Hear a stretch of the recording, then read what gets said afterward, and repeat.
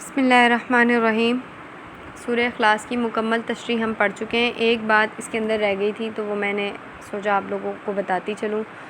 تو اس دنیا کے اندر دین اسلام کے علاوہ جتنے بھی مذہب ہیں وہ تین طرح پر مبنی ہیں۔ تین مطلب ان کی قسمیں ہیں۔ ایک قسم کے مذہب وہ ہیں جو اللہ رب العزت کی یا تو مکمل نفی کرتے ہیں یا اللہ رب العزت کے ساتھ کسی کو شریک ٹھہراتے ہیں، یا ان کا یہ عقیدہ ہے کہ اللہ تعالیٰ تو ہے لیکن اللہ تعالیٰ کے ساتھ اس خدائی میں، اس ملکیت میں کوئی اور بھی شریک ہے۔ دوسرے قسم کے وہ لوگ ہیں جو یہ سمجھتے ہیں کہ اللہ رب العزت کی بیٹیاں ہیں یا بیٹے ہیں، جیسے کہ حضرت عیسائی جو ہیں وہ حضرت عیسیٰ علیہ السلام کو اللہ رب العزت کی اولاد قرار دیتے ہیں، بیٹا قرار دیتے ہیں۔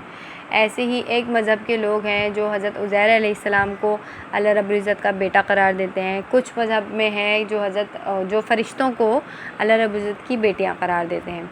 اور تیسرا قسم کا جو مذہب ہے وہ اس طرح سے ہے کہ لوگ اللہ تعالیٰ کو مانتے ہیں لیکن یہ سوچتے ہیں یا یہ سمجھتے ہیں کہ ہم اتنے گناہ گار ہیں، ہم اتنے نافرمان ہیں کہ اللہ رب العزت تک اپنی بات پہنچانے کے لیے یا اپنی دعائیں پہنچانے کے لیے ہمیں کسی کے وسیلے کی ضرورت ہے۔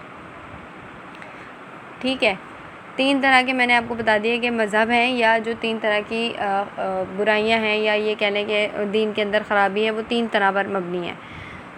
تو پہلی جو آیت ہے جس میں اللہ رب العزت فرما رہا ہے قُلْ هُوَ اللَّهُ أَحَدٌ، اس میں پہلے قسم کے لوگوں کی نفی کر دی گئی۔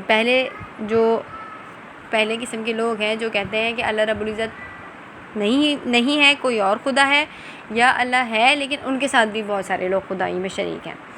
دوسرے میں جو فرمایا اللہ الصمد، تو اس میں ان لوگوں کی یا اس ادیان کی نفی ہو گئی جو یہ سمجھتے ہیں کہ اللہ رب العزت تک اپنی بات پہنچانے کے لیے ہمیں کسی کے وسیلے کی ضرورت ہے۔ اللہ الصمد میں اللہ تعالیٰ نے فرمایا کہ اللہ بے نیاز ہے، اللہ جو ہے تمہاری دعائیں سنتا ہے، اللہ کو کسی کی سپورٹ کی یا کسی کے ریفرنس کی یا کسی کے سفارش کی ضرورت نہیں ہے۔ آپ کا اور اللہ کا ڈائریکٹ بانڈ ہے، ڈائریکٹ کنیکشن ہے۔ آپ کو جو مانگنا ہے آپ 2 رکعت نماز نفل پڑھو اور اللہ تعالیٰ سے مانگو، آپ کو وہ دے دے گا۔